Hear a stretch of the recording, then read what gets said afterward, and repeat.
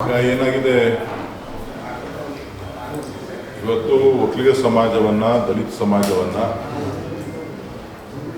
ಬಹಳ ಕೀಳಾಗಿ ಒಬ್ಬ ಜವಾಬ್ದಾರಿಯುತ ಸ್ಥಾನದಲ್ಲಿರ್ತಕ್ಕಂಥವರು ನಿಂದನೆ ಮಾಡಿರ್ತಕ್ಕಂಥದ್ದು ಜಾಹೀರಾತು. ಇದಕ್ಕೆ ಅವ್ರ ಪಕ್ಷದವರು ರಾಜಕೀಯ ಬಣ್ಣವನ್ನ ಕಟ್ಟುವಂತ ಪ್ರಯತ್ನಗಳನ್ನು ಮಾಡ್ತಾರೆ. ಸೊ ಇದರಲ್ಲಿ ರಾಜಕೀಯಕ್ಕೂ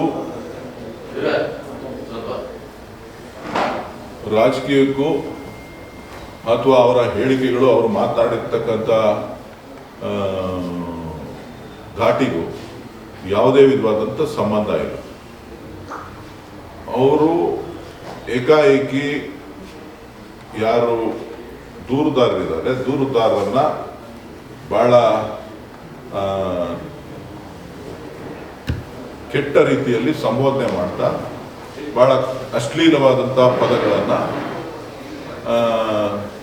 ಸಮಾಜದ ಹೆಸರನ್ನು, ಒಂದು ಕಡೆ ಒಕ್ಕಲಿಗ ಸಮಾಜವನ್ನ, ಮತ್ತೊಂದು ಕಡೆ ದಲಿತ ಸಮಾಜವನ್ನ, ಮತ್ತೊಂದು ಕಡೆ ಹೆಣ್ಣು ಮಕ್ಕಳನ್ನ ಬಹಳ ಕೀಳಾಗಿ ನೋಡಿರ್ತಕ್ಕಂಥದ್ದು, ಅವಹೇಳನ ಮಾಡಿರ್ತಕ್ಕಂಥದ್ದು. ಅವಹೇಳನ ಅನ್ನೋಕ್ಕಿಂತ ಬಹಳ ಪದಗಳು ಬೇಕಾದಷ್ಟು ಕೆಟ್ಟಾಗಿದೆ.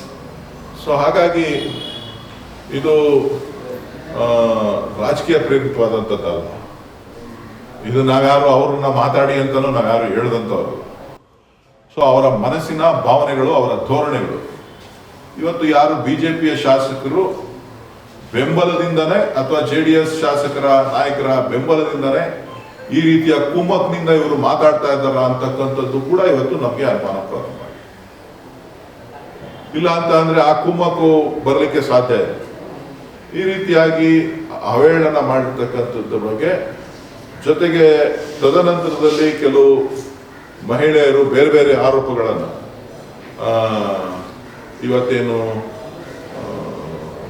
ಅತ್ಯಾಚಾರ ಆರೋಪ ಬಂದಿದೆ, ಮತ್ತೆ ಅದೇನೋ ಇದು ಏಡ್ಸ್ ಇಂಜೆಕ್ಷನ್, ಬಯಾಲಜಿಕಲ್ ವಾರ್ ಏನ್ ನಾವು ಕೇಳ್ತಾ ಇದ್ವಿ, ಆ ರೀತಿ ಇದು ಇತಿಹಾಸದಲ್ಲೇ ಯಾರು ಕೇಳಿರದಂತ ಒಂದು ವಿಚಾರ. ಇಂಥದ್ದನ್ನ ಇವತ್ತು ಮಾಡುವಂತ ಪ್ರಯತ್ನ, ಇದನ್ನ ಒಬ್ಬರಿಂದ ಒಬ್ಬರಿಗೆ ಏಡ್ಸ್ ಅನ್ನ ಹರಡಿಸುವಂಥದ್ದು, HIV ಪೇಷಂಟ್ಸ್ಗಳನ್ನ ಇಟ್ಕೊಂಡು ಹರಡಿಸುವಂಥದ್ದು. ಬಹುಶಃ ಇದೊಂದು ದೊಡ್ಡ ಜಾಲ, ಇದೊಂದು ದೊಡ್ಡ ತಂತ್ರಗಾರಿಕೆ. ಇದರ ವಿರುದ್ಧ ಒಂದು ಸಮಗ್ರವಾದ ತನಿಖೆ ಆಗಬೇಕು, ಒಂದು ವಿಶೇಷ ತಂಡ ರಚನೆ ಆಗಬೇಕು. ಯಾಕಂತ ಅಂದ್ರೆ ಇವರು ಯಾರ್ಯಾರನ್ನ ಯಾವ್ಯಾವ ಸಂದರ್ಭದಲ್ಲಿ ಬಳಸ್ಕೊಂಡಿದ್ದಾರೆ, ಯಾವ್ಯಾವ ರೀತಿ ಬಳಸ್ಕೊಂಡಿದ್ದಾರೆ ಅಂತಕ್ಕಂಥದ್ದು ಇವತ್ತು ಮೇಲ್ನೋಟಕ್ಕೆ ಕಾಣೋದಿಲ್ಲ.